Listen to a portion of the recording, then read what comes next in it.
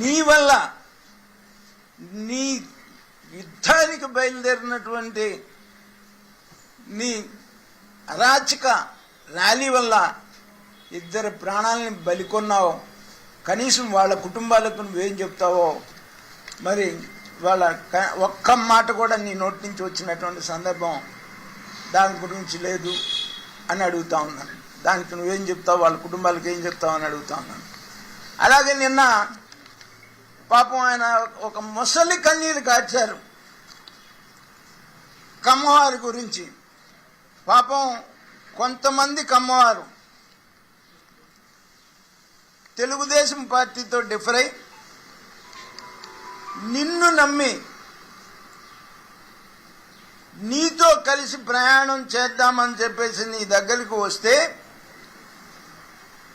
వాళ్ళని నువ్వు ఆ రోజున ఎలా వాడుకున్నావు? వాళ్ళందరి చేత కమ్మవాళ్ళని కమ్మవాళ్లతోనే తిట్టించాలి అనేటువంటి ఒక నీ పైశాచిక ఆనందం కోసం, నీ సైకో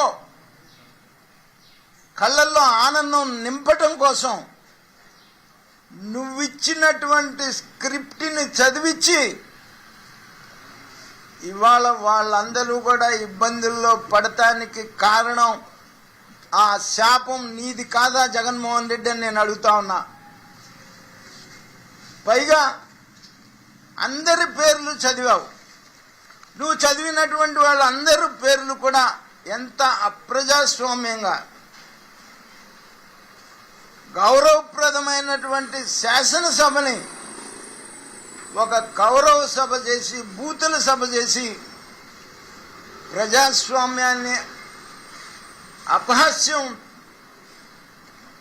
చేయించి సునకానందం, రాక్షసానందం పొందినటువంటి పరిస్థితి నీది. ఆ రోజున నువ్వు గుర్తు రాలేదా అని చెప్పేసి నేను అడుగుతా ఉన్నా. వాళ్ళ మీద వాళ్ళ నువ్వు మొసల కన్నీరు కారుస్తా ఉన్నావు. ఆ శాపం నీది కాదా? దానికి నువ్వే బాధ్యుడివి.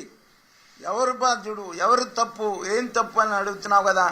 100కి 100 పాళ్ళు ఇవాళ వాళ్ళు అనుభవిస్తున్నటువంటి శిక్షలకి నీ పైశాచిక ఆనందం కమ్మవారిని కమ్మవారితోనే తిట్టించాలి అనేటువంటి ఒక నీ సిద్ధాంతంతో వాళ్ళతో ఆ రోజున కుటుంబ సభ్యుల్ని కూడా అసభ్యకరమైనటువంటి మాటలు మాట్లాడించడం, అది ఆ పాపానికి బాధ్యుడు కూడా నువ్వేం చెప్పేసి నేను చెప్తున్నాను జగన్మోహన్ రెడ్డి.